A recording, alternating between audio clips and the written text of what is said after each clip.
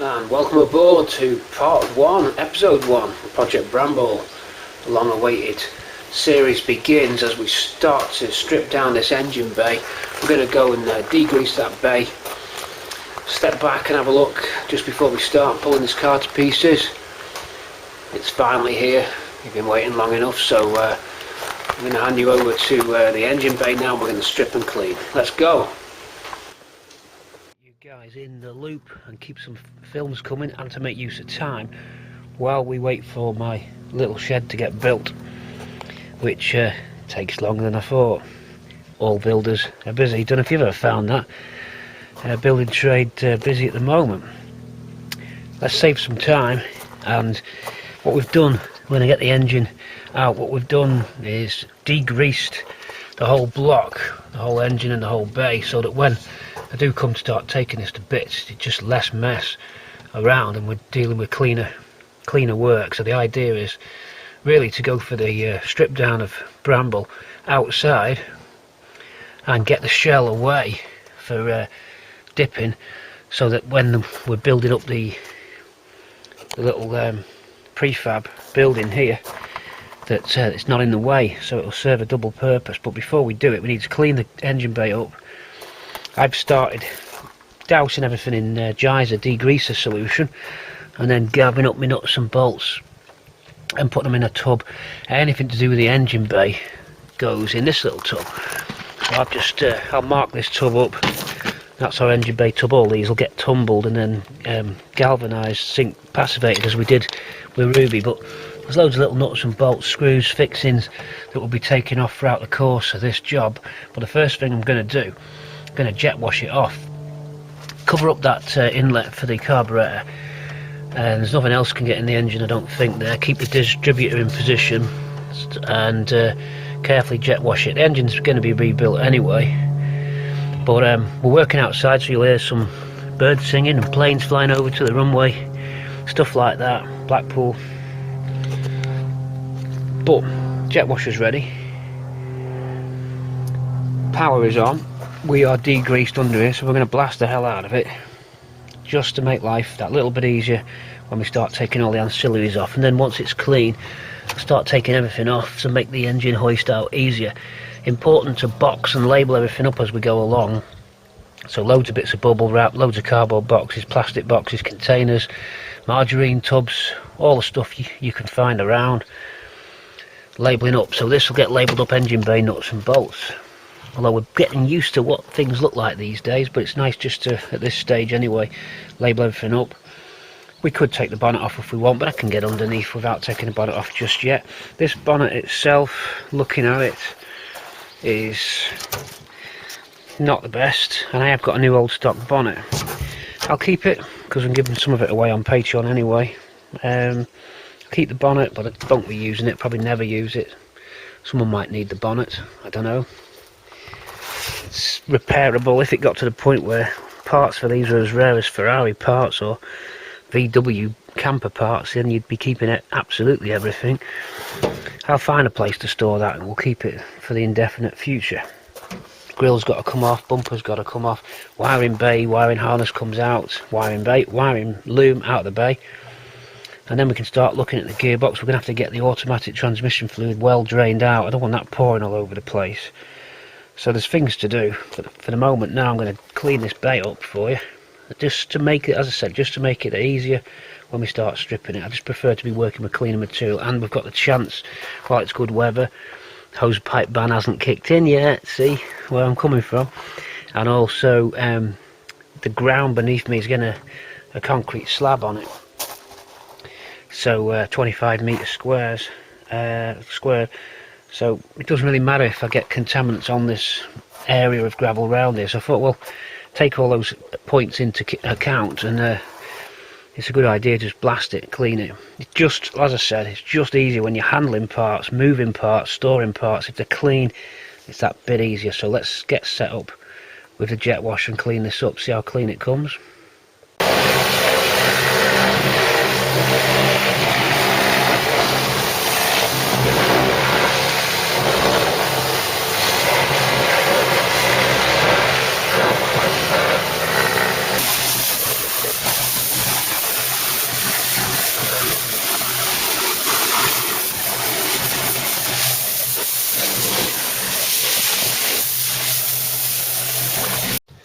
Okay, that's one pass over with a geyser. Now a bit more geyser, put in the liquid feed of the gun this time. So one last douse just to get everywhere.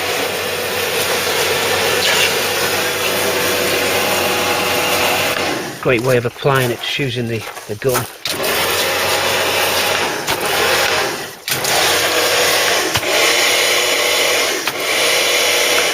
Try and get down to the gearbox. Right, let's have a little look inside. We're now totally oil free and makes life easier. So just letting that dry off a little bit. I'm going to start WD-40 in some of the more known stubborn bolts so it can be soaking in. We've got a very good grill on the front here.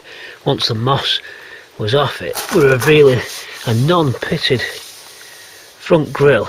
Obviously the satin chips off, that's not a problem. Along the top where they normally corrode here, all on them tabs, is good. So this grill on the front of here is a very good grill. And that can be re-anodised. We've now found a reliable place for re-anodising, not like Ashford Chrome, who ripped us off. Don't go there, in Kent. There was a video about that, but I took it down. Good grill. Start by taking the grill and the bumper off, just so that when we're pulling out the engine we don't get any accidental crashes into that grill. So fragile parts in this area to be removed first, then start getting the ancillaries off, as much around the outside as we can, rad out, alternator off, maybe the servo out there, washer bottle just slot off, and then we can start getting to the engine itself. WD-40 up those bolts, start loosening off the bell housing. Don't forget it's an automatic, so there's going to be a torque converter nestling around. We've got to go through the starter motor aperture and undo the flex plate bolts, so that'll be a little bit tricky. You've got to rotate around the engine on a 19mm spanner just to get in to the flex plate bolt so that the engine will separate. Name of the game is to hoist the engine out. We could do it by putting this up on the ramps, running it up the ramp of the garage just there,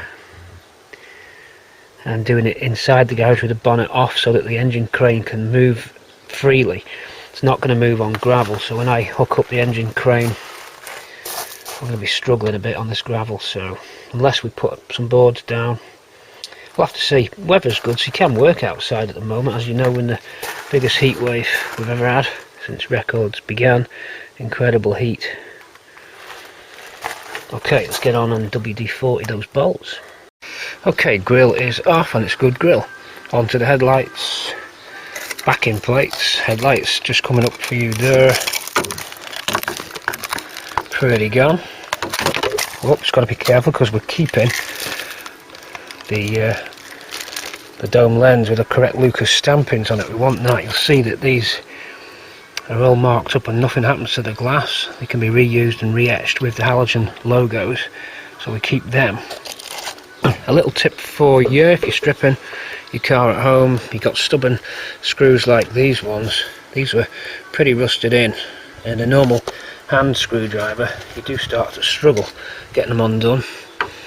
And the main thing to do is get the right Phillips or cross head screwdriver, T1s, T2s, P1s, I think P1, P2, those various denotions of screwdriver. But even these with a good fit are tight, so what I use, coming up on your screen now, the drill in reverse of course with the correct bit in the end, but I put the clutch, the slip clutch on the drill quite low down and let it slip back. So I'll show you what I mean. It'll sort of grip like that and then slip back, and that way it loosens up the screw with the shock waves that come through it, and you'll find they come undone a lot easier. I'm not saying it'll do all of them, but it's certainly done 3 very stubborn ones already for me on the strip down video, Bramble part 1 strip down. So I just stick the clutch about halfway down so it's just starting to hammer, then slowly click up on my clutch to the tighter settings until it starts to break free. I'll give that a try now. I need 2 hands to do it, so grab the drill, get this one out, and let's get this. Funnily enough, I've seen these completely rot through, but we're okay. Probably not savable. Well, might be. Tell you what, we could be lucky here. This backing plate's in one piece. How about that? That's not bad at all. It actually hasn't rotted through yet. Just about saved that and repowder coat. So we've got one headlamp backing plate not completely rotted through. Quite a rare sight to get them that good. It's actually usable. We'll actually repair, clean up and go again. Obviously it's thinning out a bit, but just on the edge of savable. Just check those spring posts haven't gone, but just on the edge of savable, I think. So headlamp backing plate off. And there's our surround, our headlamp surrounds, just about in one piece on that side.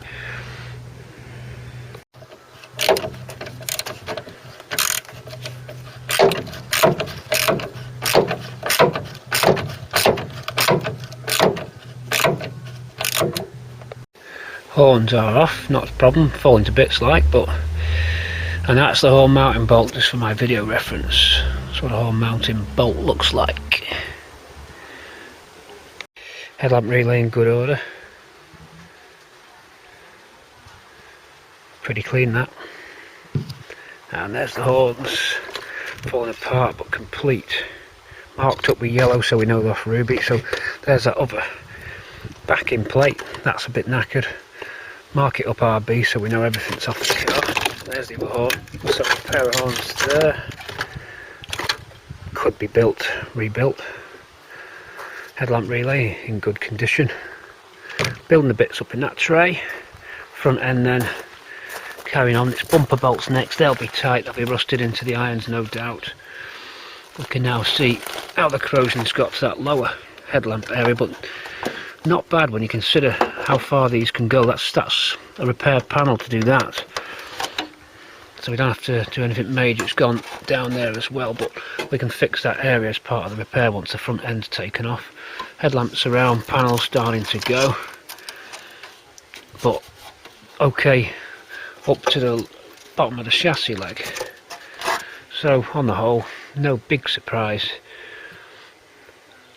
Not a massive rotten front end, just there's enough there for us to do the repairs on it. There's enough metal to grab hold of and extend out with the pieces that we need. So that's good.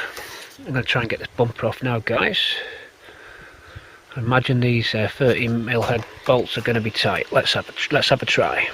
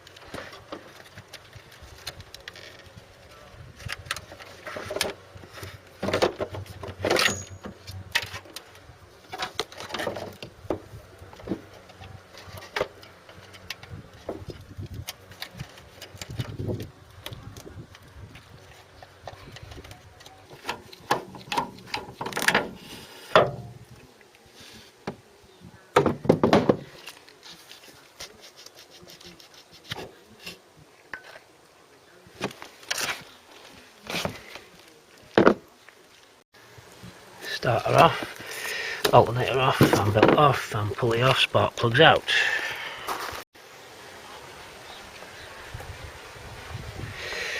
Plugs out so we can turn it round a bit easier. 19mm on our front pulley. We've got to line up just down here. Inside there is the torque converter flex plate bolts, and a little cutout just at the top of the starter motor for your socket to go in. You rotate till you can see the bolt line up with the aperture, and then we pull them bolts. That releases the flex plate from the flywheel, or flex plate still on the flywheel, sorry, flex plate still on the crank, flex plate from torque converter. And then carry on getting the engine bolts out. There's the mount bolt there, then the bell housing bolts. Everything's coming undone dead easy at the moment. All the bolts are really in good shape, just undoing, nothing's rusted. And the power wash paid off because we're not really getting any oily marks on us. It's just a lot better to work on. So that was a good move. Still working outside. It's going to be the hottest day of the year today. If you've not already had it, it's going to hit some crazy figures. A little bit of a light breeze that's saving the day for me working outside, so going good.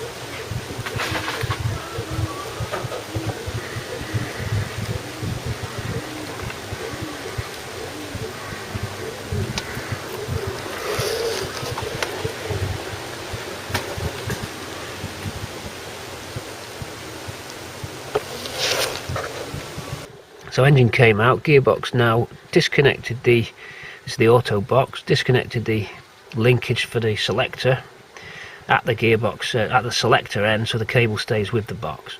Kick down cable still on there, you can just see that sticking up. Prop shaft off, you saw us doing that there with that spanner. And now I've got a jack underneath the sump of the gearbox, and then we've got 4 bolts to undo on the cross member of the box. Here we go. It's a bit gravelly under here. I mean, supposed to have had a ground slab down now. That was my plan to do this, was to strip this car when the ground slab was down. Okay, I wouldn't have had the garage up, but I would have had the ground slab down to work on. Instead I'm working in gravel. But that's because of the building trade and delays inevitably. So I can't let them hold this up. I've waited too long as it is. So that's the reason why this video is presented how it is now outside. Or it would have been outside, but a bit unprofessional, groveling around on gravel. Some alliteration there. Okay, you see the output shaft of the gearbox, the green jack holding it up.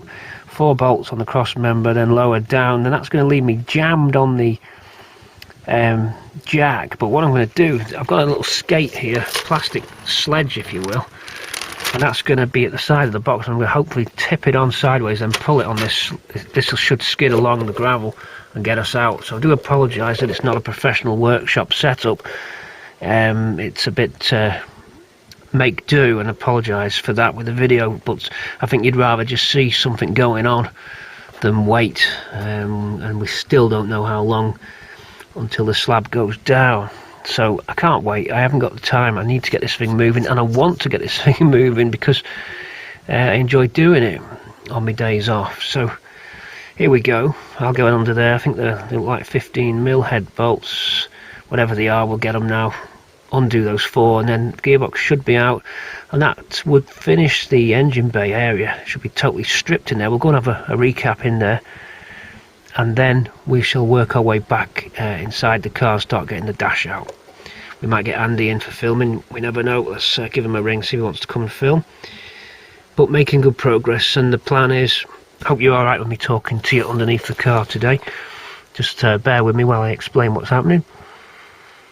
To save time, to use time to the maximum rather than just waiting. I have used my time for other things, not car related, by the way. I don't idle, but to use car time, get the shell on the dolly shell on the dolly transporter I've got. You saw that on Ruby and Swampy videos, that little transporter dolly that I have. It's got all-terrain wheels, so it can go across the gravel. If I get the running gear off this and strip it to just a shell, I can place it on that and it's ready to go and get dipped, because dipping could be 2-3 months, we don't know. So then the shell will be out of the way while we're doing the garage, so it should work out good. That's the plan. I'm going to get this gearbox out. A tub under the tail. Hold on, we're gravelly. Tub under the tail. You're on a tripod. I've got some hands free now. Hold on, it'll just shake a little bit. Sorry about that, gotta be done. Right, we'll get the fluid, let's see what the condition the fluid's in. Not seen it yet. Really a good box. Fluid's red. Everything seems to have been well looked after on the car. It's a dark red. Let's have a look. Blacky red. Average. The engine and the gearbox were good on this car. So our fluid coming out, and there's another jack under the bell housing. That gives us this angle that we've got here. Probably increase the angle a little bit more.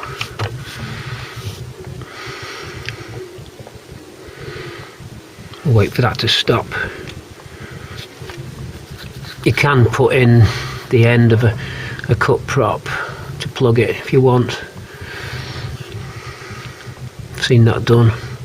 Speedo cable's disconnected. Shouldn't be anything else on it now. Reverse and inhibit switch wires also disconnected. Forgot to add. Actually gives me a chance to lie down. It's very hot today. thunderstorms tomorrow. We are experiencing a classic, old school British summer, like the old days. I almost thought it'd never happen. I've never known anything like it. It totally changes the world when it's like this. I mean, it's too hot, but it's better than some of the rubbish summers we've had. Too hot's okay. Too hot's just, you've got to moan about something. Pigeons are rustling in the trees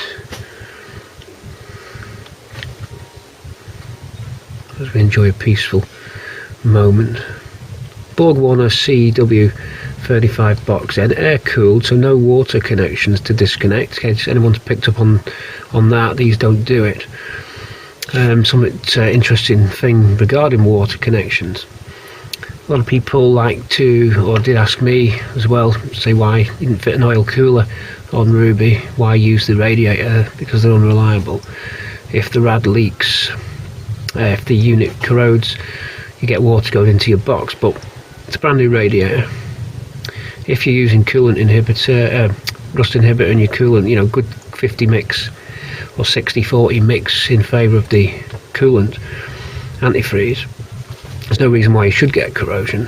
The idea with it being through the rad in winter time is to get the viscosity down, because a frozen gearbox doesn't perform as good as the one that's up to its running temperature, and by running it through the radiator, as soon as the engine warms up, you actually warm your gearbox up. So it's an interesting point. Let that drain out. Could take a while, couldn't it? I think this is the time you stop to put the kettle on, isn't it? And just let it do its thing. We'll do that. I'm not going to bore you anymore. But a relaxed tone for me. Well, I'm probably usually quite relaxed anyway. Don't often get stressed. Things are just challenges. I'm trying to think the last time I got really stressed where I was bashing something. I cannot recall. There was something, but I can't remember what it was now. Not often. See you in a minute. Okay, I've dropped it onto the skid, lowered it off the jack, then slid it off the jack, and it landed on the mat quite nicely. So now yours truly goes under, and I'm hoping I've got enough to pull and it should slide. Oh yeah, we can go all the way backwards quite easily now. It's not as heavy as it looks, so we shall extract box towards the back of the car. I can either go under and pull. I'll be wary of me back and pushing techniques. I don't want to pull any muscles there. Just be careful. It's not as heavy as it looks. It's actually not as big as I remember. Cute little tiny Borg Warner box there. Out she comes.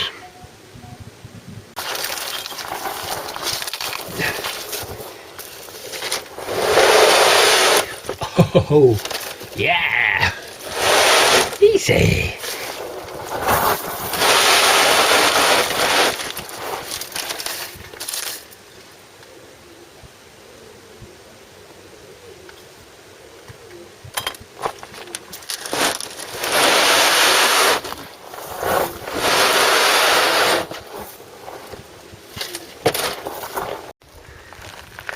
There we go. That wasn't too bad, was it?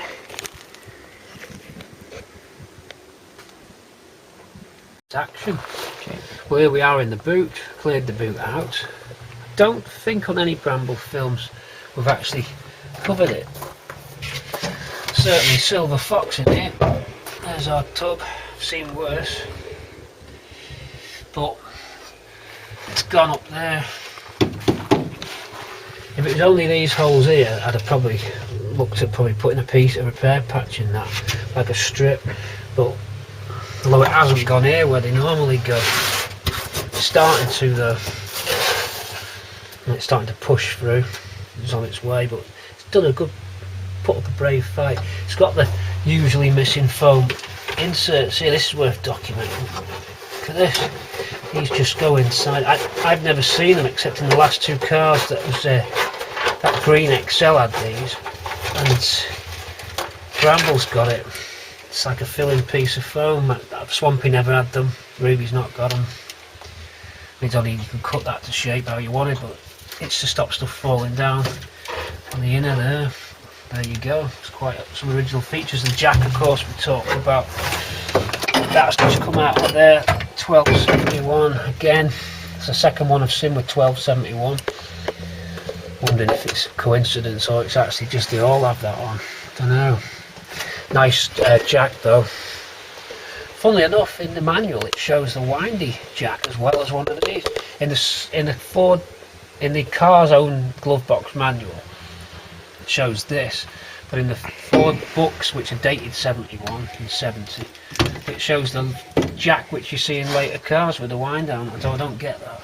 Jack in mount thing's gone. I've got one of them, salvage one of them. The jack mount pad, here it comes. It's normally stuck down with 2-part adhesive from the factory. We need to get it out. It could always be recut. You can buy this material, this asphalt, bitumen backed or sound pad stuff. You can get that. I've seen it around. It's a bit thin. That's the template we'll need to make that. So we'll need finding that kind of material and remaking it, but we'll keep that for the template. Just getting the rest of the stuff. It's just the bulkhead card to take out, and then I can sort of give this a clean and just see how it comes up. I don't think I'm going to find any more goodies. That card folds back on itself. So there's different designs of these cards. Some I've seen mount on this side, some mount on that side. This K-Reg car has it mounting on the inboard side of this car, of the cabin.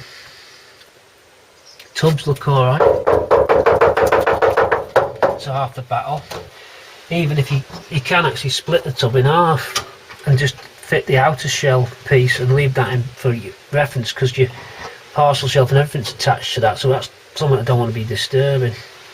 So if I did have to do any tub repairs, I'd be looking at splitting them in half, but it actually looks like I can just weld repair the tubs, actually leave the entire tubs in, which is, you don't often get.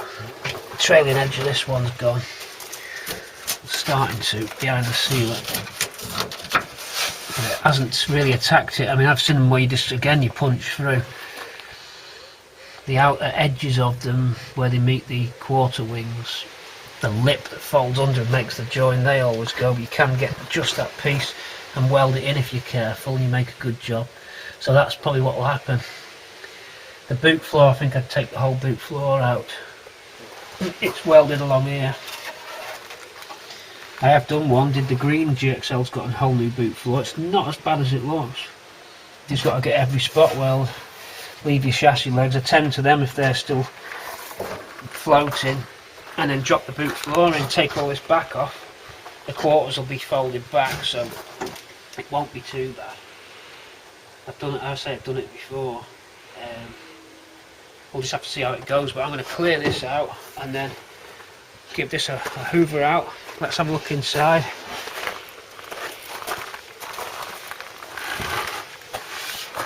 I think we've revisited this on one of the Bramble strip downs. I was calling it Ruby, by the way, when I was labelling all the parts. Before anyone writes in, I know, I've just realised I've been calling everything Ruby and it's not. I've just got completely mixed up. Got some nice panels as well in stock. Andy will film them in the back of TC. We've got a real genuine inner sill. I think it's this side. You get the whole piece, and I've got cover copy silk repair sills as well, but what I'm going to do is make on the other side full one by using what's left of this joined to the other piece. But I've got a genuine Ford full inner sill with a jacking points on. Absolutely incredible to get that. I've never seen one come up. Tubs survived on this side there, all good. They don't normally go higher up. This structure's good. And the inner skin structure's good where it connects to the tub, so that's good. You can see here where it had the repair. I think I've pointed this out on the previous films, but there's the sticker for the quarter where it's been repaired, and you can see where they've migged the quarter it's had a crash. And a whole new quarter fitted, and indeed the roof's not got lead in it, it's got body filler, so you can tell it's had the repair. So that'll be tricky to take off because MIGging is never as easy as drilling spot weld, so we're going to have to grind that back. This card out next, and we'll show you the stash of spares in the back of TC. Andy, if you go around the engine bay, we'll see how it's cleaned up. We've been jet washing, we've been pulling the engine and gearbox out today. It's been a scorcher, a real scorcher. Look at that, clean McClean. Let's take Bramble's parcel shelf off. Clean McClean. TC storage. This is beautiful in here. This chassis number here, BABTM. So there's our date reference. B for Britain, BA for Britain. Normally that would be, if it's a 4-door, that would be BAB F. It's a 2-door, BABT. And then the date code MB, you can look that up and that gives you the year, the manufacturer MB. There's a chart you can download off the internet, M and B, and then chassis number itself there. That's all readable, hasn't rotted through, which is very good. Battery tray's gone. We've got one, we've got a battery tray off the Portuguese. And the rest of the damage we already knew about, but no new surprises here. Look at that paint. Look at that wobble. That's brilliant, that. And I've looked up, we've cleaned all inside here. It hasn't revealed anything else. There's no horror stories. Everything's good. I've got to take the wiper mechanism off, but we're stripping bit by bit. We're stripping engine and gearbox, as you saw earlier on, come out. So a little bit more now. We'll catch you in a minute.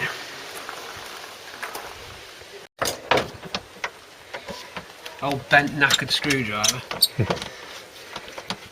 These are chrome plated door screws, so it might come off. I've had that when I've put them in phosphoric and they've come up good. I was going to say I'll start putting all the bits in there, but I'd rather not. So we're going to end up, I've got all these parts have to be kept. Wonder if there'll be any surprises inside the doors. I doubt it. Briefcase handle there. Look at the fade on it. UV fade on that. Look at that wobble. Early door winder handles wobbly. Look at that wobble. Dished in. But we've just found a 74 BG chrome surround. It'd be interesting to see if the other side's also 74. That'd annoy me if it's never been touched from the factory, built in 71 but with a 74 part on it. I'd be like, how's that happened? Fade on that, look.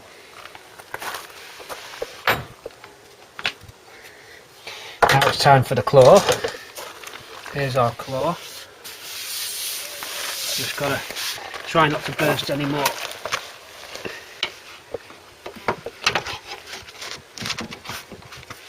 I never remember where they are. I've never done a 2-door car before.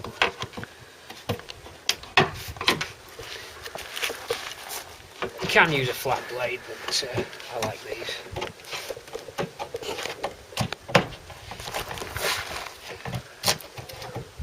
It's all going swimmingly so far. We're hitting. Oh, we hit everyone. Nope. Yep.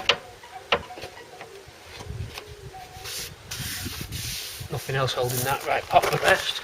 We shall take off a door card and try and salvage these door cards. It is good fun stripping. But I suspect this door card will be warped and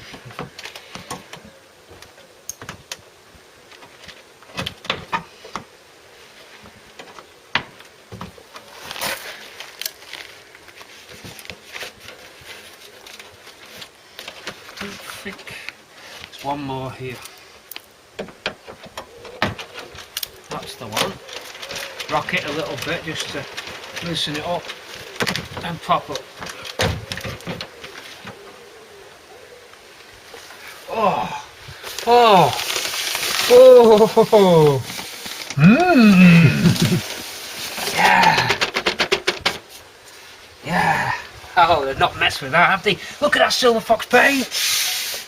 Oh, that's what it's going to look like. Not that bit, you'll never see it, but that's what it's going to look like. Door cards savable.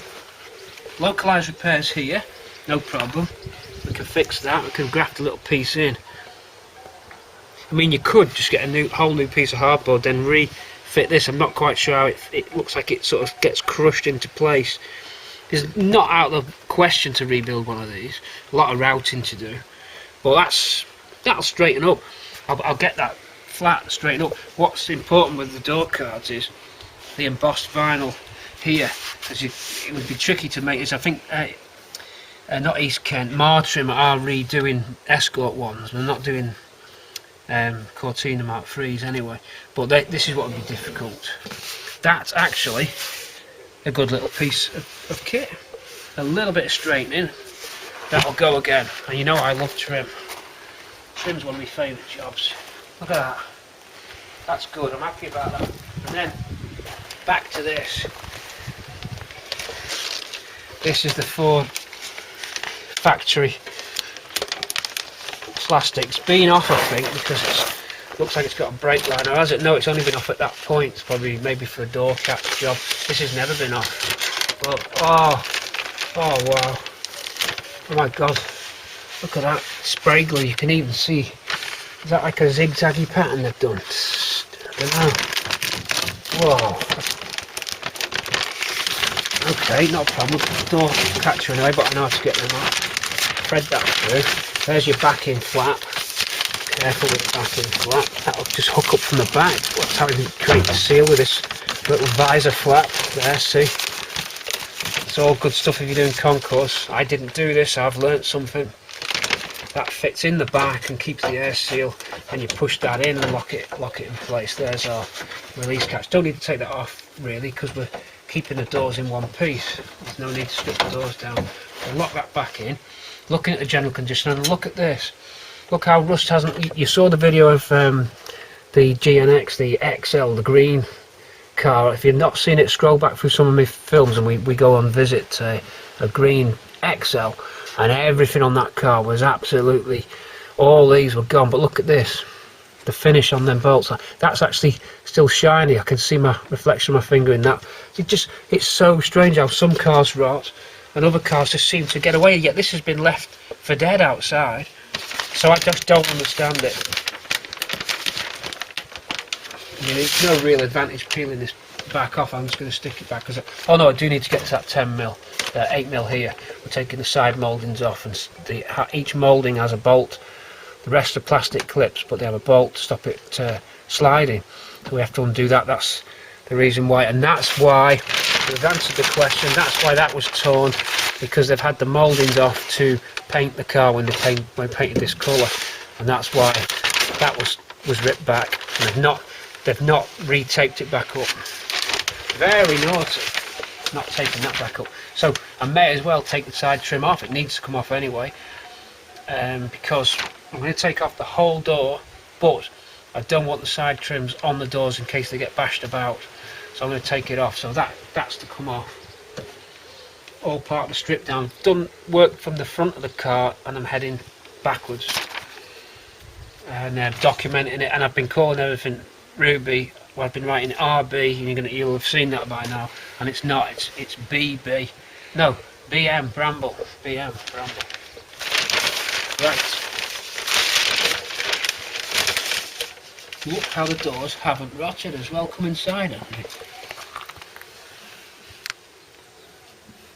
It's crazy. The paint's even like almost going right down to the join. Whereas normally it's crept right up here, the rust by now. That's seen some heat as well there to bubble that up. That's your sound deadening pad, but that must have been really hot. That's there's Silver Fox, supplied by the factory. Oh, can't get enough of it. Right, side trim. It might just shear this, they often do. The actual slide, the little T-bolt thing, yeah, that's gone. nothing, you can't do anything with it. It's seized, spinning in the trim, so it'll either come off when I pop the trim now, or it's going to try and damage it. We'll have to be careful here. So the clip's rotating inside here, but might be able to slide it, we'll see. Time for a thin bladed affair.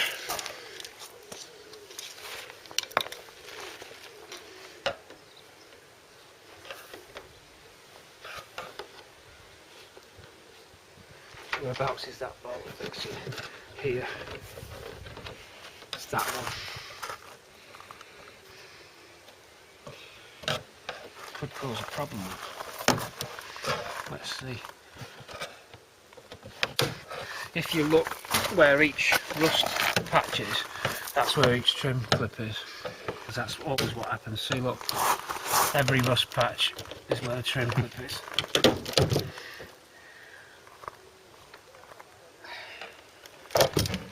That'll do. Different on two doors, obviously, because the door's longer, so we need to make sure we don't mix these with any of my 4-door ones. So, did they have the trim off to paint it? They did, because look, the paint's underneath, and look, they've sprayed the clips. So that does explain why the polythene was ripped. But with a local repair on this, that and maybe there, but that's not through. Yeah, it's through, but it looked like it was. You could put a piece in there and a piece in there. That door's savable. It's not like falling to bits. One piece of trim. Really, I need a wider, thinner, wider blade really for that. This might be more suited. These just pull straight up vertical and it will clear that. So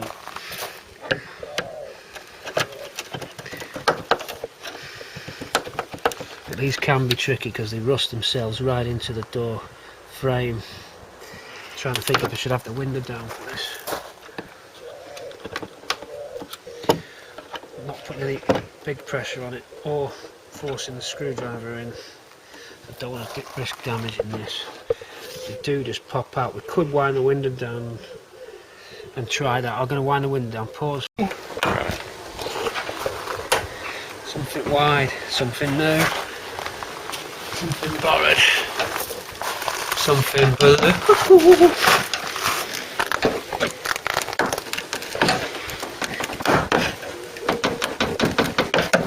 Completely rusted it in, but got to be really careful. We'll go. I'm on the top of the glass there, so a bit more caution needed.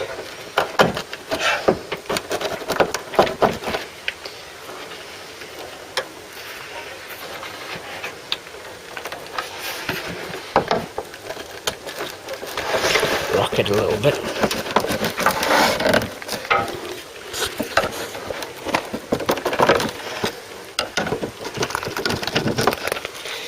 Wider blade. And now it's time for the claw.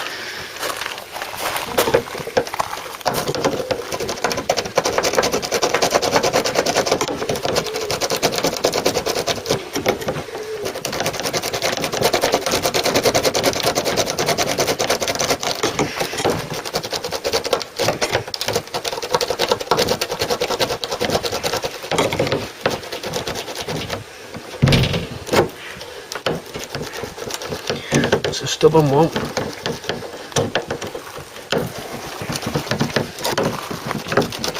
And there's that. The last one you can usually get by the whole thing being up.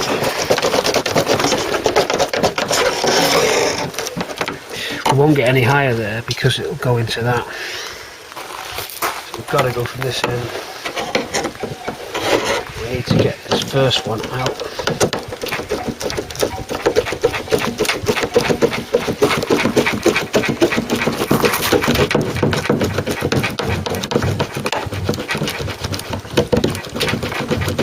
Giving a fight. Wow. It's on its way.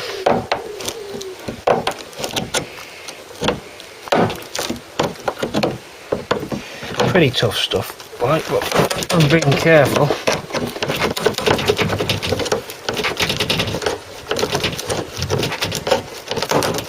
think that's it. Broke the back of it. Anyway, looking like we're raised in the middle.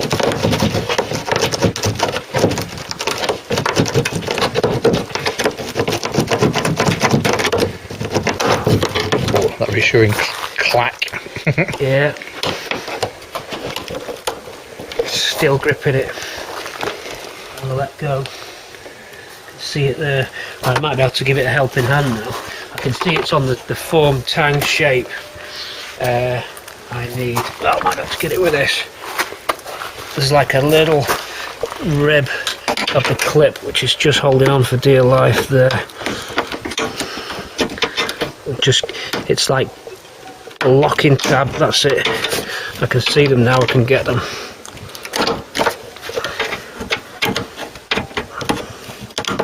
Just wary of the glass as well.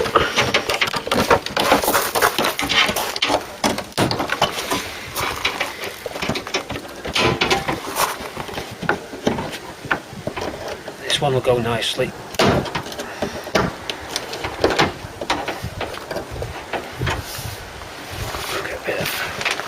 This will be easy up to this point now.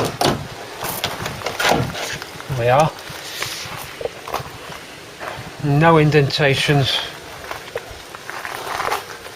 That's come off great. Time to take this capping off. These curl.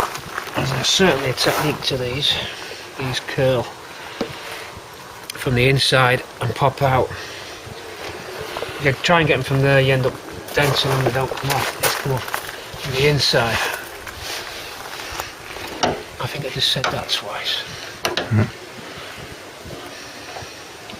Spatula wide, then tap with a hammer. That's what we're going to do. Something wide, then tap it. Should be it. Just got to not put too much localised pressure, she'll dent them. I should go now.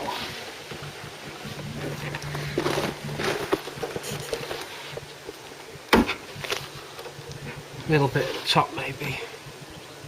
It's gone at the bottom.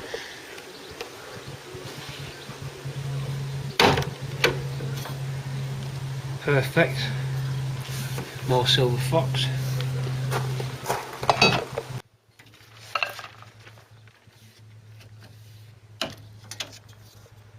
No damage.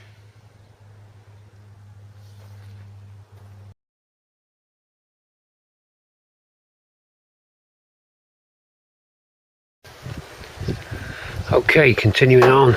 Me and Andy got a little bit, ran out of time last night on the strip down, so we're straight back in this morning. Another boiling day, thunderstorms on the way today. Exciting. Chrome trim, difficult to remove chrome trim, made easy for you guys at home if you're doing a strip down on the Mk3 Cortina GXL or XL with the gutter trim. An easy way to help you on your way. Piece of wood like this, 1/2 inch by 3 inch, whatever it is, flat piece of wood, just across your window frames like this, and you're going to use that to lever up the edge of the trim just at the very back of it. Can you see online or not? Just where my fingernail is there, stepping out of the shadows. I'm going to be levering back on that and gently pulling up the lip and following along. We've started here, so I'll finish.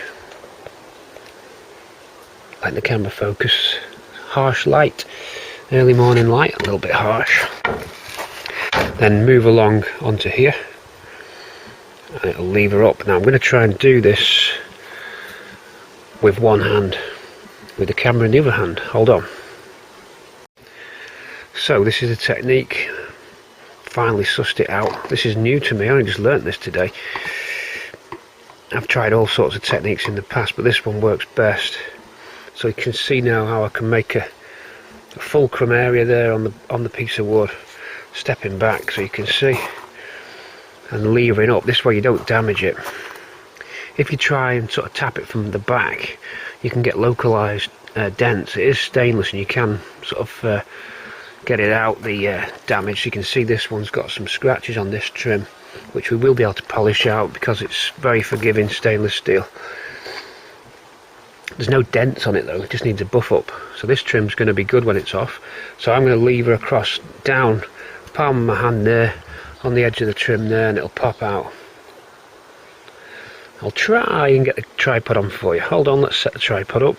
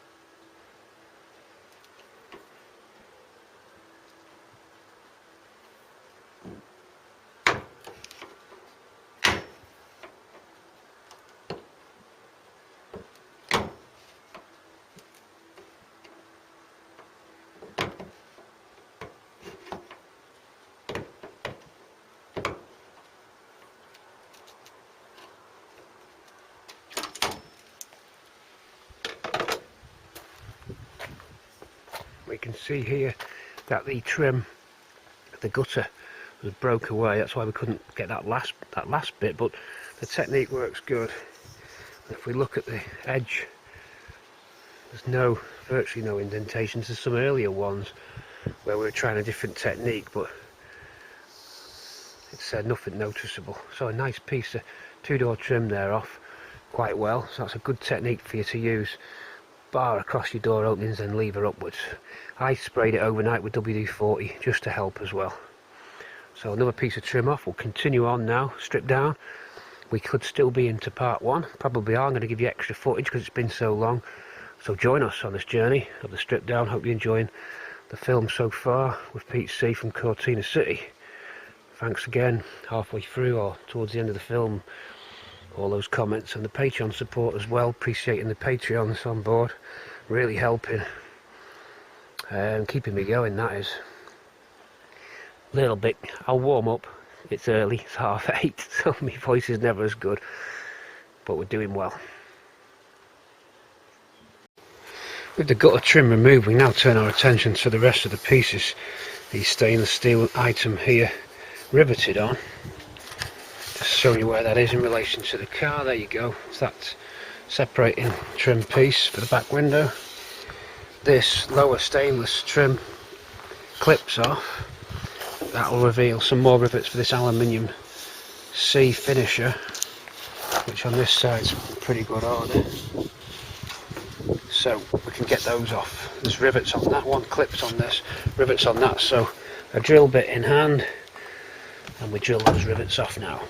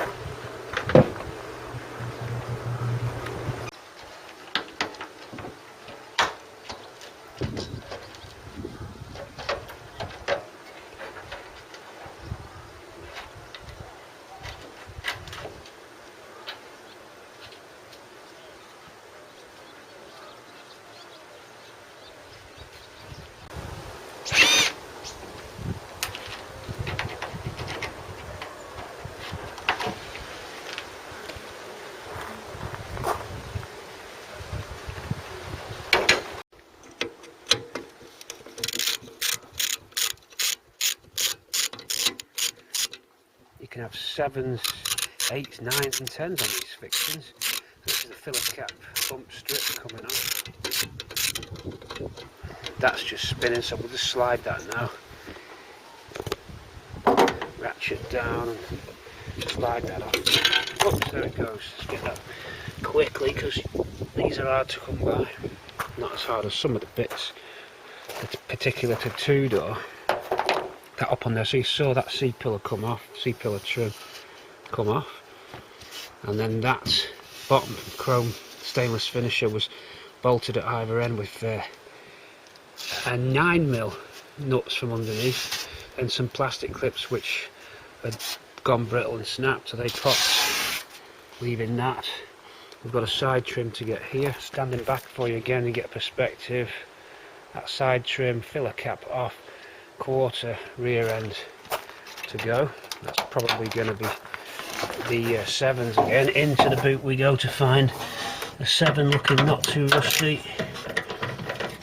Keeping the camera rolling for you. These are just to stop them sliding. The plastic clips do the job of holding them on. These stop them from actually going backwards and forwards. So you use these to lock them in place. You probably know, of course, if you've got a Cortina with XL, GXL trim. A little bit more, doesn't want to go by hand. No point really keeping the fixings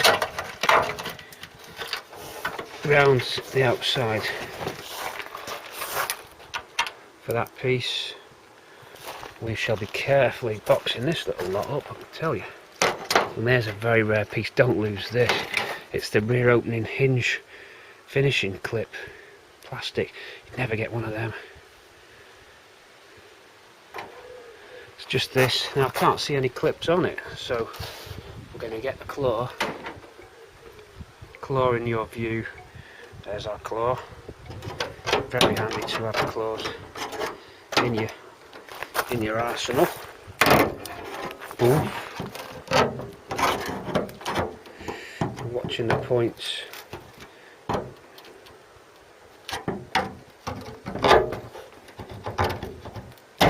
Boom.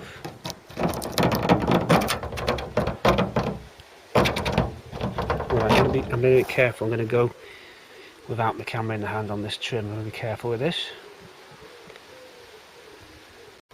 Curiously, this piece of trim on the quarter didn't have any fixing bolts. I think that it should have had at least one.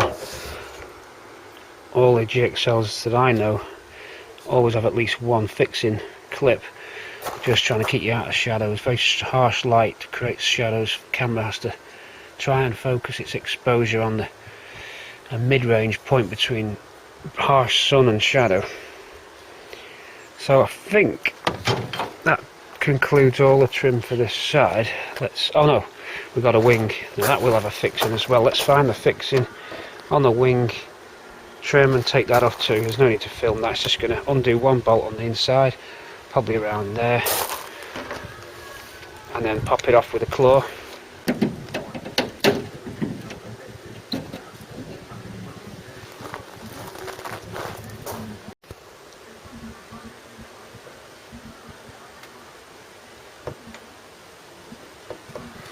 As you can see, beat up inside here, especially around the roof area. Slowly getting stripped back though.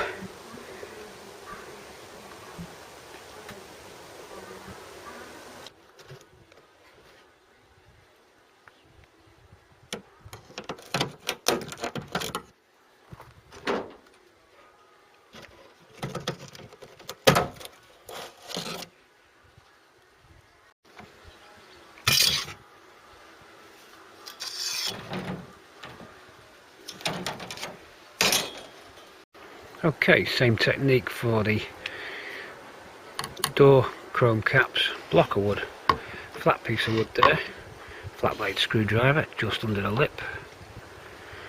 Gently lever back, go along, and you'll loosen it up. And it'll just pop off nicely, and with no dents, nothing. Works every time, but you need two hands. We're nearly done for the trim now. I'll just work that along there, so levering back, pop that trim always from the inside. Okay, trim removal. Again, 2 rivets to drill for the C-trim.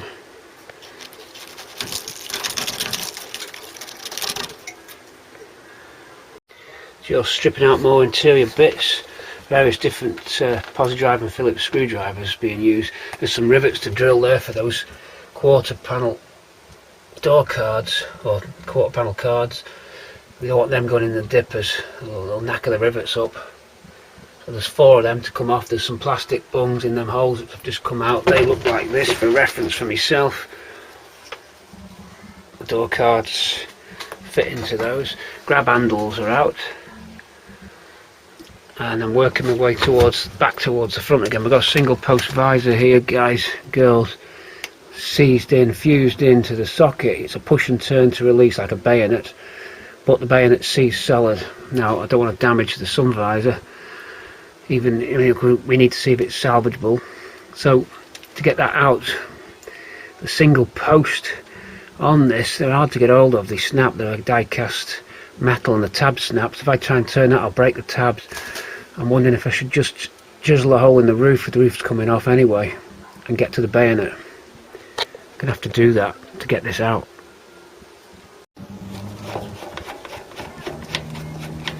Right size screwdriver to get these can be tricky, but these are all good. They're not seized in.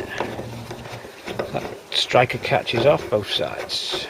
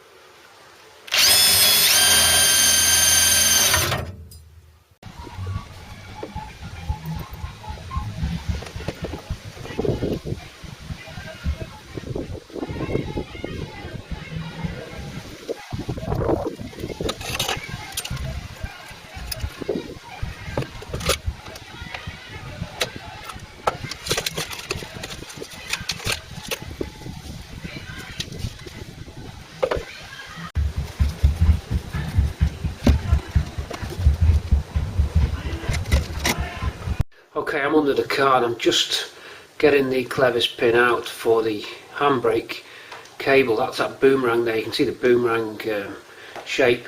Little pin going between the rod of the handbrake.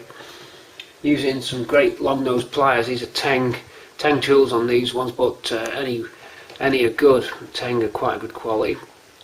Great tool to have is the long nose locking pliers. You use them for loads of things. Just pull the pin, the split pin out, and now clevis pin's gone and the boomerang's down, so that gives me access above to withdraw the handbrake. So we just work on stuff underneath the car, and now we move on to the nylon guides, or the plastic, very hard plastic guides for the handbrake cable. These stop it from chafing on the metal brackets. You can see there, using again the long nose pliers to just slightly compress those, and then we just knock them out sideways, draw them out, and then keep them very safe, because they're one of them things that are hard to get hold of. A very tough wearing plastic guide there, bushing for the handbrake cable to go through. We're just getting everything out from underneath, because once the shell's stripped and then once it goes for dipping, all this stuff would be damaged beyond, be burnt to pieces. So we've got to get rid of that. And now getting the exhaust hanging bracket off. You might hear a little meow in the background, that's my new cat. He's playing with the trainers. Taking off the exhaust hanger bracket, and then after we've done that we're going to move along to the T-shift selector assembly underneath. To just get everything out from underneath. WD on for those bolts in case they were stubborn. They actually turned out to be okay.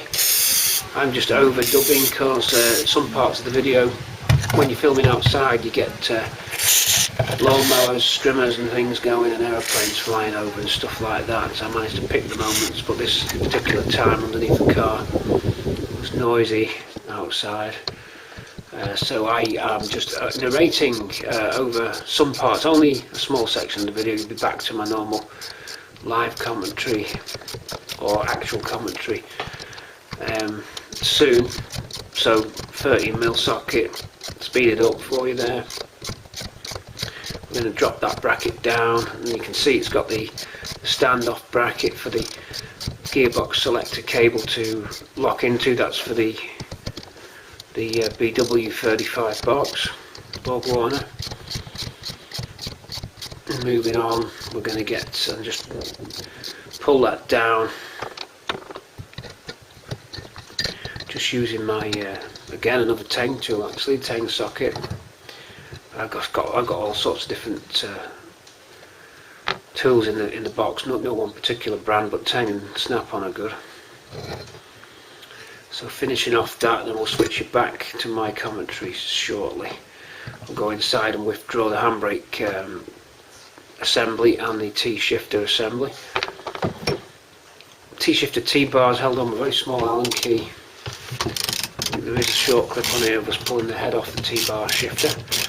Small Allen key, don't use that grub screw, the Allen key grub screw that's in the top of the T-bar shifter, but you'll know that anyway.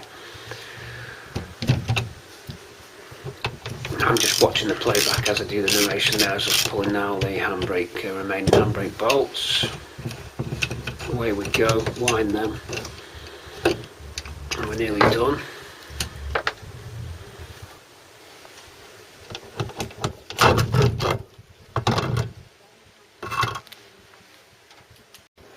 Okay, it's dash out time, just to save any accidents with a stalk. Let's get that out of the way for 8mm on the stalk.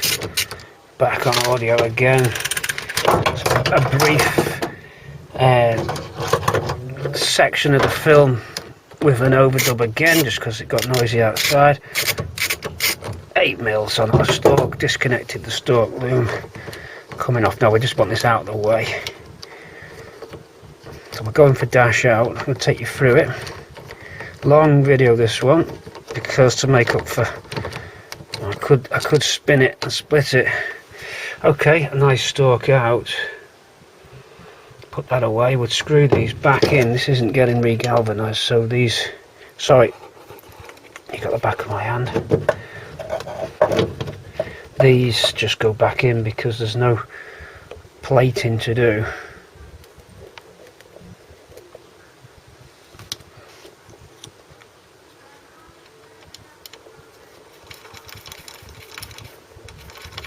The trick with your dash is to have a long reach 8mm socket. Now it's got to be a deep socket because the bolt we're about to do has got a long thread on it before the bolt comes down the thread. Long extension bar and a mini socket, and that's going to go. This is for the crash pad. The crash pad clips in bar one centre bolt right up here, and you can reach it with this. So I go up and I'll just feel that socket on, obviously radio out. Once we've got that long bolt out, I'll show you as it comes out. A rivet to drill there, touching it with the end of the socket.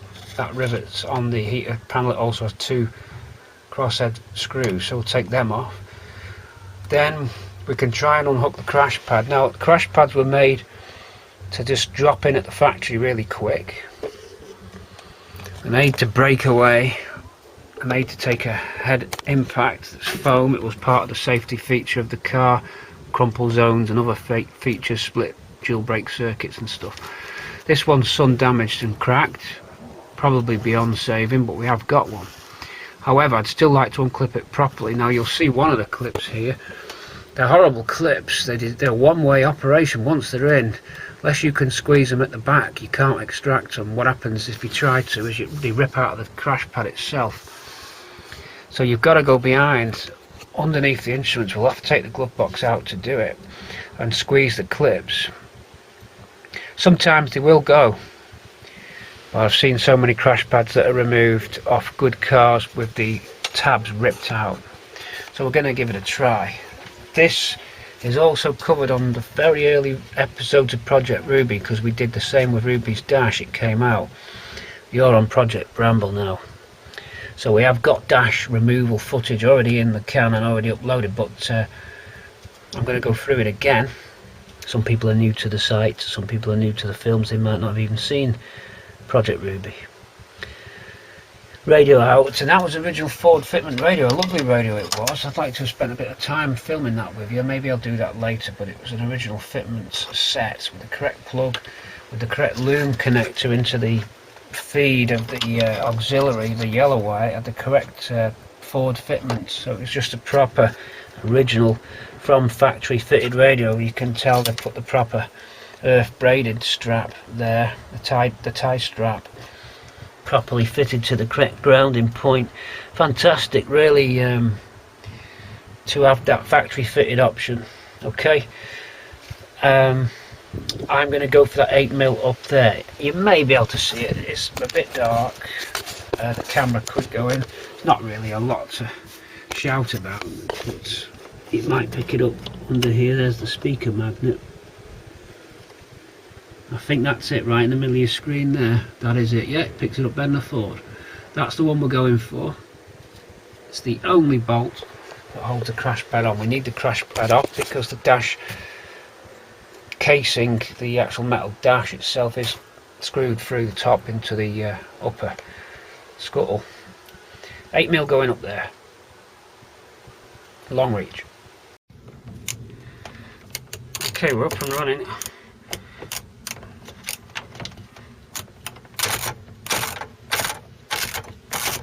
Should get it.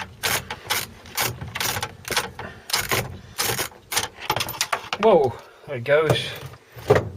Come here. In good order. Rust hasn't got up that part of the dash. The 8mm only just does it. Actually, you had to have the socket bar just out. It's probably just a few millimeters short, my deep socket. I had to just let the end of the socket bar just engage the square, because the thread's that long, it was even stopping that going on. Just about does it. Okay, next we'll see if we can start fishing out the crash pad now. See what happens. Well, this section of the dash has broke away on its own accord. I haven't done anything to that. This is why these clips are the devil's work, because once it goes in, you have to squeeze those little lugs. You've got to compress the clip like this. It's alright that side. What it catches on is that little tang right by the edge of my thumbnail, and you need to compress the front part of the clip and then pull out. It's very difficult to do behind the dash itself. You've got to go under there, feel and squeeze, which is what I'm going to do now. I'm not going to film this. I'm going to go along and squeeze as many of these as I can. There's one, because the dash is lifted up, you can even see that one there. We might get that one from here. Anyway, I'm not going to film it because it's one of those annoying things, but suffice to say, if you do it and you want to get your crash pad out without damaging the crash pad, then you're going to have to get your glove box out, your dash out, a torch, and you're going to have to go in there with long nose, needle nose pliers, squeezing them clips. Here I go. Last of the brambles. Oh, can really hurt. Extract that. You just got to grab it in the right place. I've already been caught by this before. It's all over the place. That's how it got its name. Oh, it's got my finger. Oh no. Ow. Ow. Get out. Get out. Still won't go. Day of the Triffids. These are the last of them blooming nettle brambles. Right, we're nearly there. I've released a few more, got underneath there. I can't get under this end. I've got to take the heater out. Damn, this is tough. I wonder if there's a technique where you grab the back of the dash, compress and lift. That might work because it would close the clip up. I'm going to try that. Right, saved that one. That one snaps, that's 2. That one saved, 3. Not sure about that one's ripped out. No, I don't think that's fitted. So 4, 5 saved. So I lost 1. That wasn't bad. But I did cheat because the patch is lifted at the edge. You can just get your screwdriver in and press them. You can just get in there. But the thing is, the clip bit that you need to spring in's on the other side. So when your screwdriver's compressing this side of the clip, it's actually not really doing a lot. But I did manage to go. This crash pad's gone. It's knackered. It's split. Could you repair it? I don't know. Specialist job, that one. Crash pad's out. We can now start taking the dash out. Now these lower dash screws I'm worried about. Top ones should come out easy. These lower dash ones look rusty, and it's the kind of metal, the kind of bracket, which even on good clean cars are stiff. So on this I can imagine they're going to be pretty seized. So what we'll do for this is make sure you got the real deal correct screwdriver head and one that's a spanner fitting on the screwdriver. So we have got that one in the form of a snap-on unit, and that's got an 11mm spanner fitting on there, and there's the head. So that's going to engage squarely into these that are going to be very stubborn. I'll try with my hand now, but I doubt this will even try and turn. There's no way. It's going to have a spanner on that there. So I'm going to have to try and crack those 2. And then another 2 on the other side. WD-40's already gone on. So now I'm going to attempt to get those off using as I said, the snap-on with a spanner. Let's give it a shot. Down there, lower dash screws. 2 of. So, push up as hard as you can. That one's gone. So that's a good start. It means we can rock that backwards and forwards and get somewhere. That's what you want to do, is just one way, then back, a little bit further, then back, and just keep going. You cannot risk these snapping. We'll be stuck trying to get a dash out if these snap.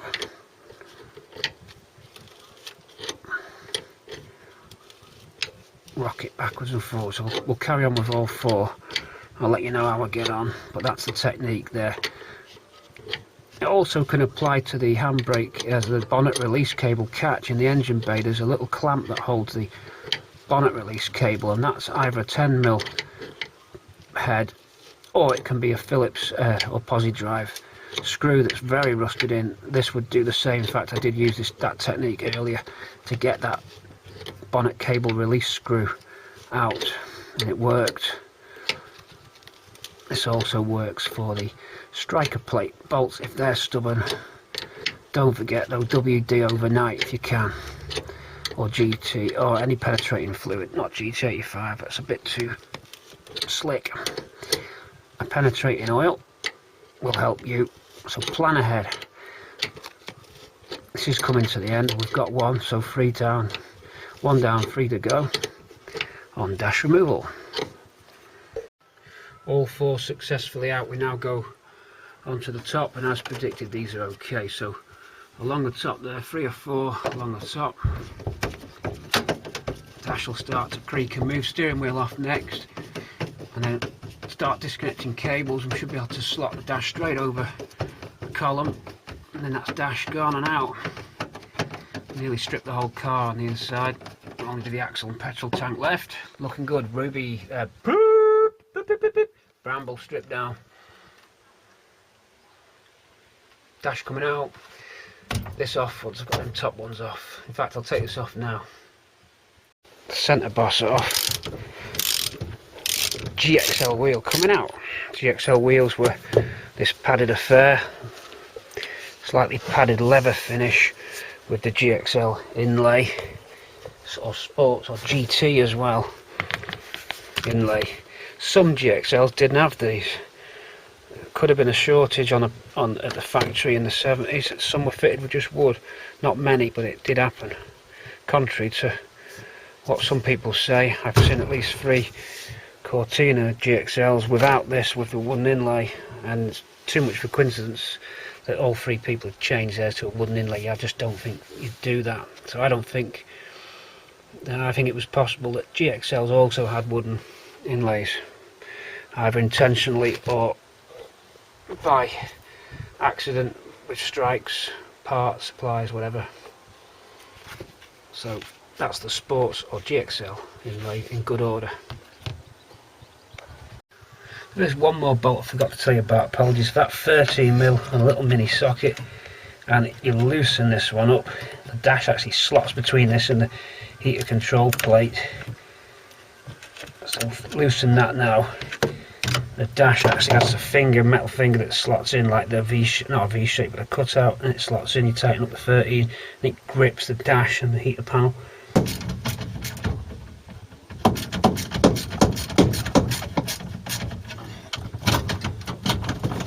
Heater control released. Away we go for Ruby dash out. One more connector. Door switch out. There's an earth as well.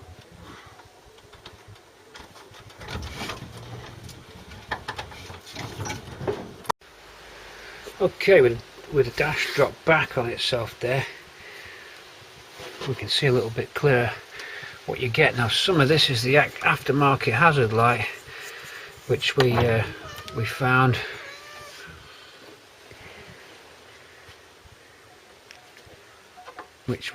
Hi Smokey. Hello. Off he goes. Aftermarket hazard light, I'll be removing that out of the circuit because we'll probably put the proper Ford one in. There's a big hole butchered through the dash. We'll have to weld that up. And a couple of extra holes around here where the towing lamp was. We'll check that out. I think I mentioned, didn't actually have to drill that centre of it because that just holds the ashtray area in. The main bolts wouldn't do for the once you've done the top bolts of the dash and those 4 brackets that we talked about. You saw them. We were lucky how we got them with that screwdriver. You saw that, but I think I mentioned drilling this. I might not put it in the video. I might have clipped it out, but if I did, you don't touch those 2 screws in the rivet because that supports the ashtray area, and these fixings are for it.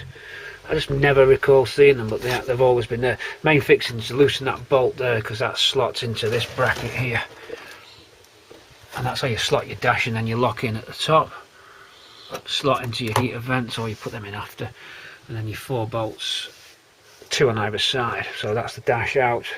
We can carry this out of the car now. I'm going to pull the harness through from the back, disconnect the lights at the back next, and pull this harness through. Oh, we'll get that cardboard out. Let's do that. Get the card out.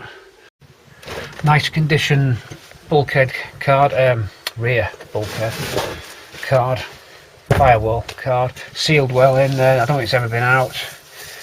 All the factory seal lines are in. I've bent the tangs up now, ready to take the card out. Bend the tangs back a little bit and we should slot out, although it is a bit sticky. You can hear it sticking.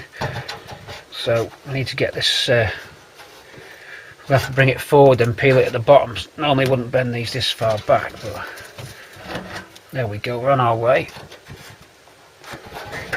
We'll find that we're stuck in areas around here on its little hidden metal pins, look.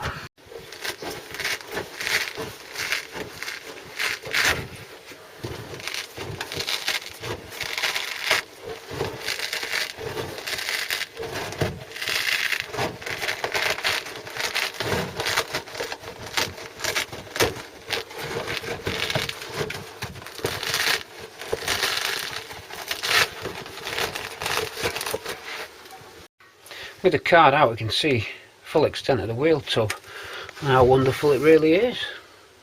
Back to this side as well, even good. Talking about those divider cards, or the rear seat bulkhead card, firewall card, whatever you want to call it. Some anti-rattle foam on either spar there. Some chain spotter things. I've seen some spars on that side, I've seen some spars on the back side. I've seen some cards, like this one did, folds back on itself, then lips under here. I've seen others that fit at the back and then the lip follows the curve profile of this at the back and makes a flush fit in the boot. Ruby's is like that. I prefer the ones that fit at the back, but in Ruby it's actually double walled, so you've got a card this side and at the back, so it looks good in the boot and it's extra sound deadening in the car, which is probably why it's so quiet as well, or contributing towards it. I was on getting the loom, which I can now get because the card's out, so we pull this loom through. We've disconnected the lamps now, pulled them out. If you look through, lights are gone, pretty straightforward. 2 10mm, possibly 11s, I think 10s. Anyway, they came out. There's the lights in the wheel tub. So electronically they'll be all stripped when this loom comes through. Round we go and just thread that out. Not much to film there. I shall jump you ahead, bear with me. Did I just see a clip? No, I just caught. Why was just caught in a sec.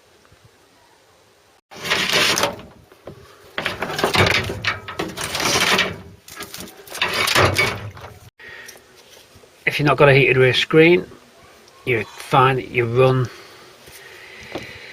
find that you have to run this separate heated screen wire that carries the positive feed. It's a separate cable. That's how Ford did it, and it runs up to the heated screen relay right onto that pin there, and then you have a switch on your dash. If you're ever going to add one, you have a relay there and then a switch and a lamp. But that goes to the driver's side of the screen, right to the back, so it goes along that route with the other cables, up, through and onto that tag there. If you add in a screen, that's the route, and then the other side's just earth straight to the body with a link wire just down there. That's how you do your screen. Okay, so we're going to coil these up now, move our way to the front. Look, we're coiling up neat. Then we'll just put a zip tie around and bundle it all as one unit, so the dash comes out in one complete section. We're going to do that now and then tidy inside here, and we'll have a stand back and look at the cabin. Coming to the end of this long film. Okay, we'll wrap you soon. I know I said goodbye earlier on, but we ended up filming more stuff. Okay.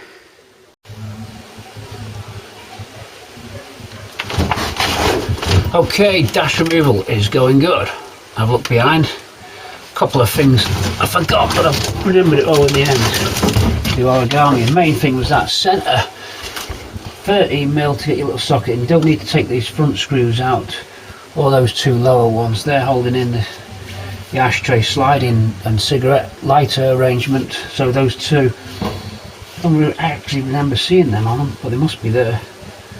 So I've packaged up the wiring harness, pulled through from the back, disconnected the rear lights and pulled the harness right the way through, because that connects directly to the dash. There's no multi-plug disconnecting it, so you've got to bring your whole loom out from the back. Brought the heated rear wire out as well, as you just saw. So time to extract the dash out of the car. It's all gone very well. All our bits are in this box, which we'll go through later on. The fragile bits are separate, hardware and bits are in there. So all the stuff you've seen. I'm not sure on the running time of the film. I don't know how many hours we're up to yet, but it feels like I've filmed a lot. Whether I can cram it in an hour and a half. This could be a 2-hour film. Thumbs up if it is. YouTubers and Patreons, thanks a lot. Great stuff.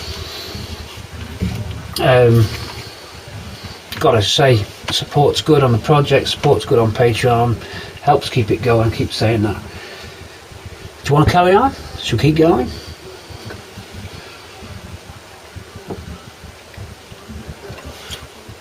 We'll keep going. Okay. Enough for the cucumber juice. Cucumber. extract ash.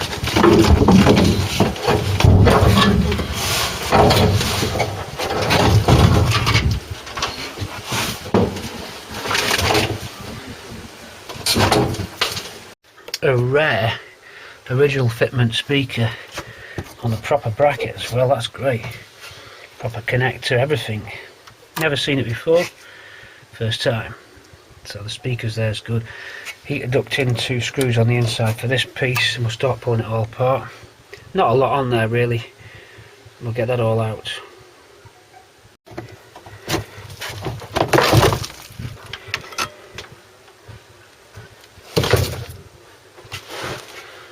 Okay, heater next. Just one fixing for that. Looks like a 10 there, I think it is, and then that should just slot out. Try that now. See, solid. That one's okay.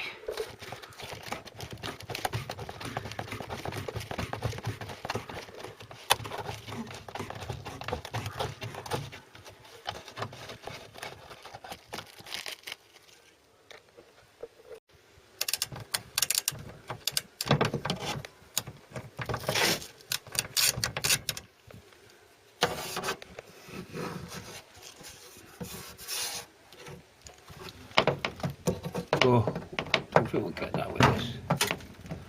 No, hitting the screen. Stubby needed, that's quite difficult when the screen's in.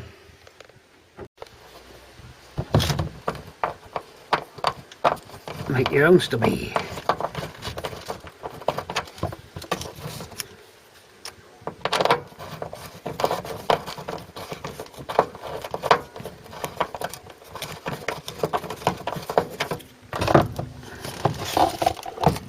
Okay, down we go.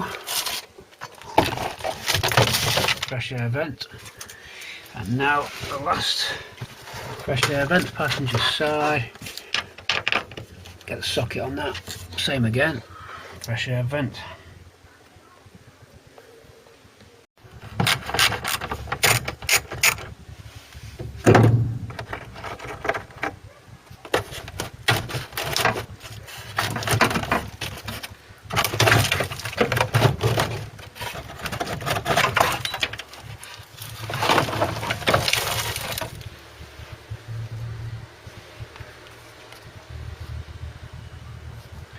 Heater holding bolt. Don't forget, we've got to get every little clip, including these. This is going in the dippers, they're all going to get destroyed. 2 of them for the radio mount.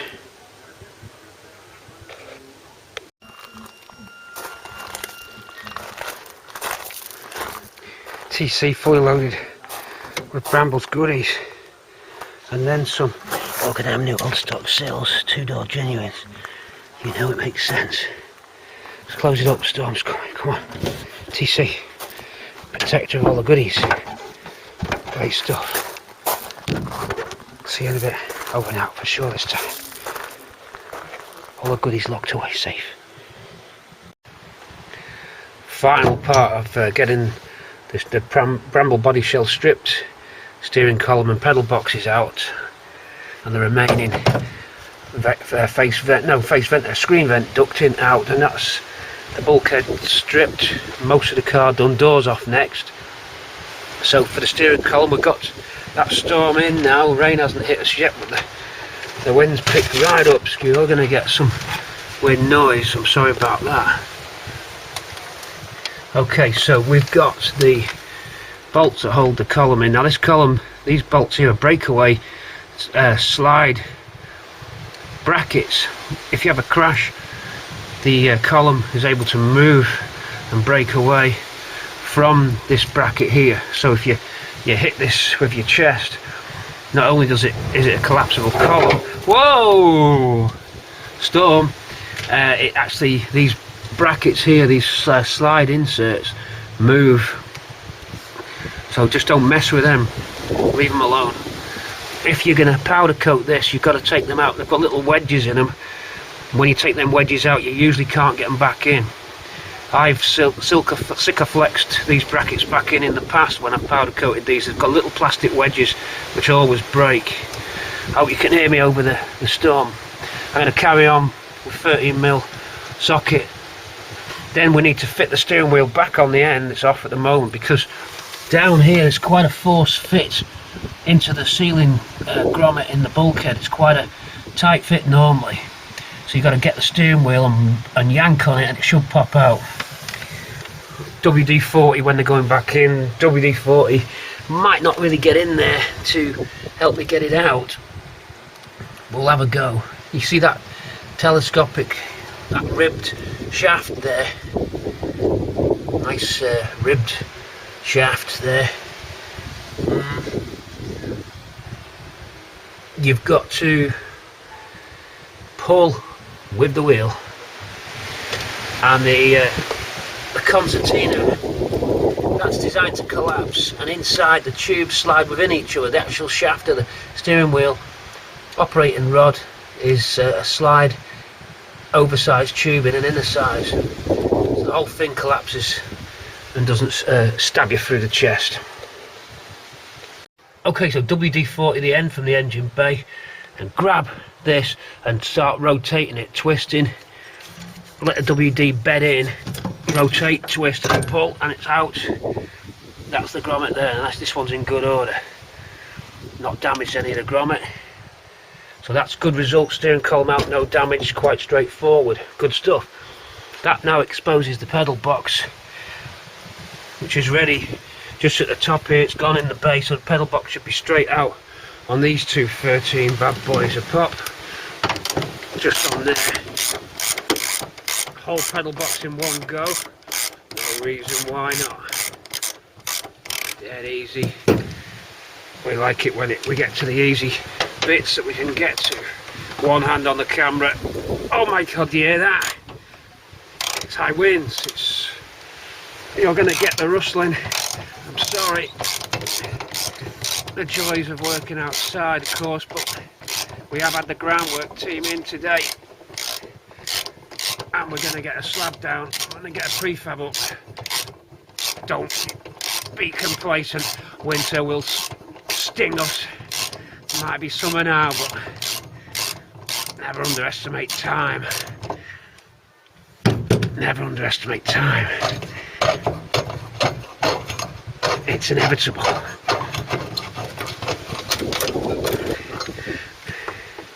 Bracket out of the way so we can grab. It's done it itself. No problem. One pedal box, automatic single pedal. There in good order, ready for a lovely powder coating job. Only that accelerator there to do. In again we go for accelerator bracket. I'll leave you with that while I do it. Leave me with that while I do it. For reference, they're the steering column fixing bolts. An unusual washer there, so we'll keep them separate. They don't need passivating, so they can stay as they are, as the kit. Nothing to do with those. We'll keep them with it. We're going to tape them up with it so they know they're part of it, because it's very easy to lose track of which bolt fixes where. Very quickly goes. So there's the other one. Free for that. Don't think there was another washer with that. In theory there should be 3 of those washers. I didn't see the 3rd one. Anyway, I'll investigate that into a bag and then tape them to that as a kit. For now, there they are.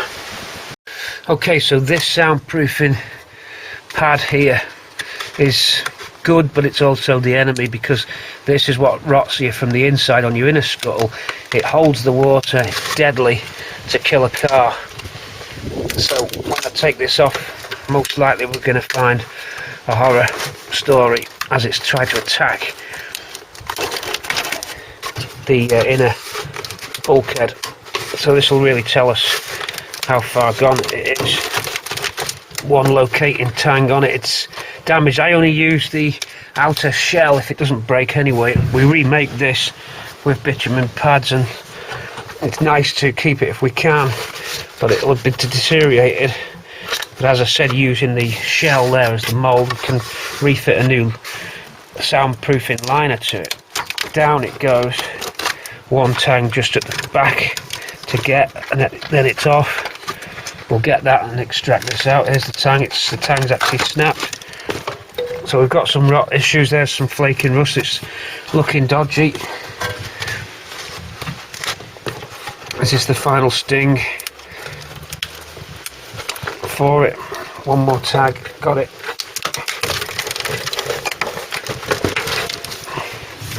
Down it goes. That's in one piece. You can see the breakdown there. But if we're very careful with this, we'll be okay. We don't want to crack that, so we've got to be careful how we store that one. And then onto it's trying to attack it now. It's attacked it here. There we go. We're off. We've got an inner scuttle damage. So we have got some substantial repairs there, but it hasn't broke through. I might get that by taking the scuttle corner off, and we're going to fix this. I just didn't want to have to take the entire scuttle out. If we have to, we have to. Up here, where I feared by the fuse box, we're all right. So that's a bonus, because that could have gone. It's going to need plenty of small repairs in there. When this gets dipped, obviously it'll be a lot cleaner to work on. But I expected damage around this area because it's come down, but it's not destroyed all this area. But it could have done, which helps us because it's retained the structure of the car in so much that it supports the heavy doors.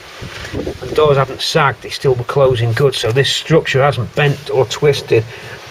So we've got our reference material that we need, which is good. And looking at the inner section of the A-pillar, it hasn't rotted it out, so that's good. We've got plenty of solid metal, which is what we needed.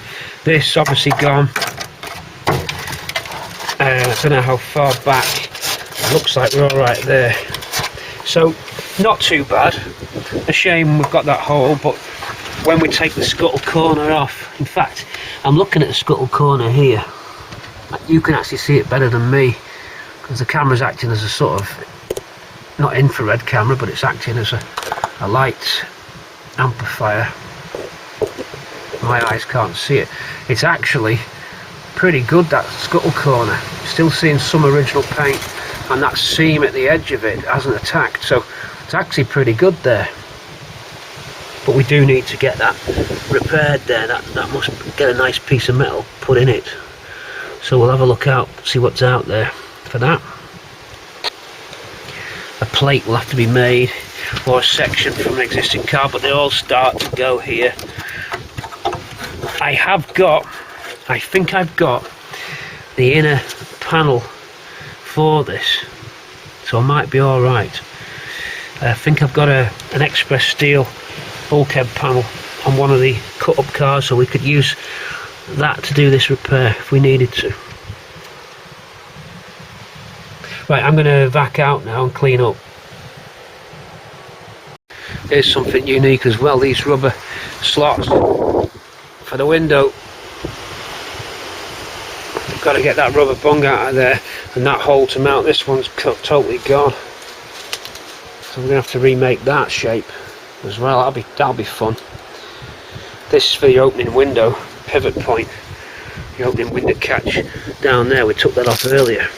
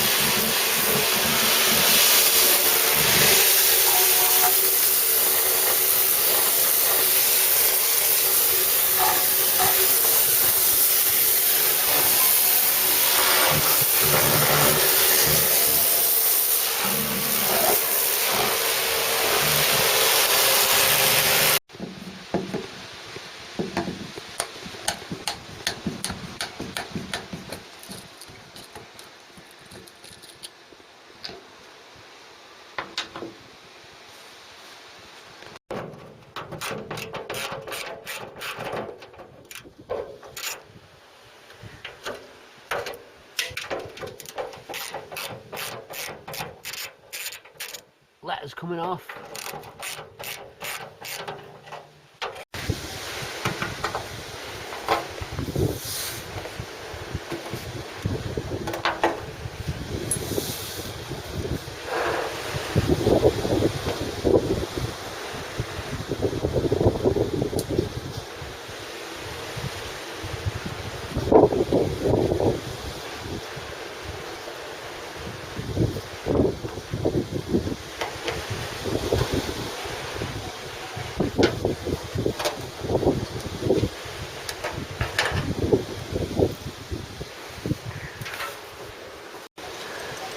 Letters, lock, more badges to come off.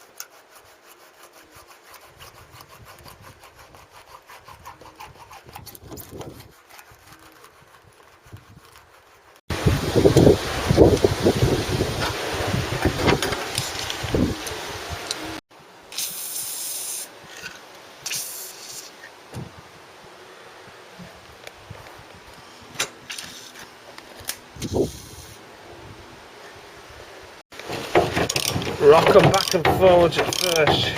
Plenty of WD in. We're alright for bumper irons on this side. Whether these go as easy, I don't know. Rock them back and forwards though. Very important to do that. So I've just got that to go. It's broke. Back. Again. Back. Again, back. Follow that procedure until it feels good, and then the WD then gets inside, and then it's plain sailing after that. These should have been really bad, but that's 3 out of 4 are good. We don't know if this one's going to be as forgiving as the rest were. It's gone. But don't push your luck, go back the other way, then go again. That way you won't snap on. Important, that one. Just take your time with these back bumper irons. Sorry I hit the camera there.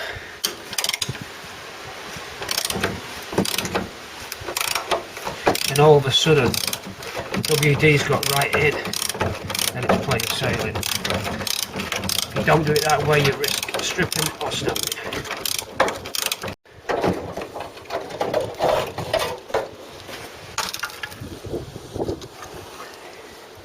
That iron's good.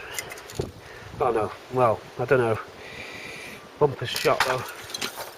Bumper's history. That iron's gone. Snap straight off there. So we'll need a back bumper. Rain's coming in now. Guys and girls, I'm going to leave you right here. We're out of time. It's now 7:30 in the evening. I'm going for a beer. A well-deserved one with Mk3, the pickup, the backy. So we're going to leave you. There's a storm coming in as well. Low pressure's just hit. It's starting to already chill down a little bit, which is a welcome break. We need the rain anyway, so we've got storms coming in, which means I'm going to run out of time if I don't start putting everything away right now. You can see where we're at.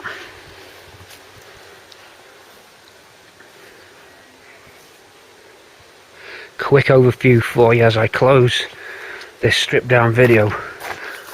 Part 1 of the stripped down video. It'll be 2 parts. There's our boot. We're nearly there, but we've got stuff all over the place. We've got to get everything under cover quick quick walk around for you before we go. So a good result on the bulkhead. There is some corrosion, little bits here and there. It's localised repairs, as I said. Quick overview before you go and you wait for the next upload. Thanks for watching again, Pete Cortina City, over and out. Thanks for the comments, keep them coming. Don't forget patreon.com please for secret updates, extra value. Here we go. The gulls are moving out too. Everyone's making a run for it. There's a storm coming in. Or if you're a film buff, at the end of Terminator 1, I vienen una tormenta. Hasta la vista, baby. Over and out.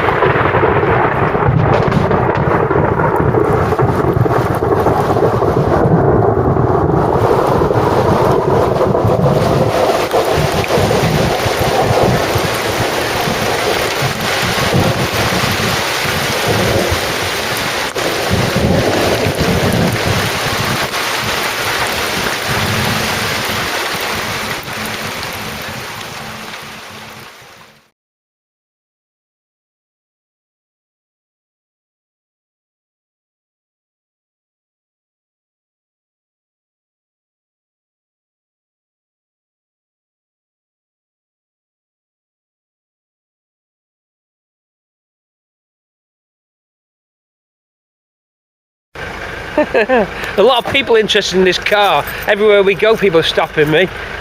It's not for sale. We had a crowd starting to form at the services, so we had to go. Wow. Otherwise, we'd have been there all day explaining it to everybody. Here's your sills. Right. There's your sills. Oh, excellent. All right. It's self-serve through the window. Look, I'll get inside. How many sills do you like, Still sir? ice cream in that. Self-serve. Oh dear. It's good, isn't it? Like what we've done with the place. Excellent. Like what we've done with the place. Looks alright through here, but then when you look at it, it looks like a wrecker. Bit of photoshopping on that and we're good to go on eBay.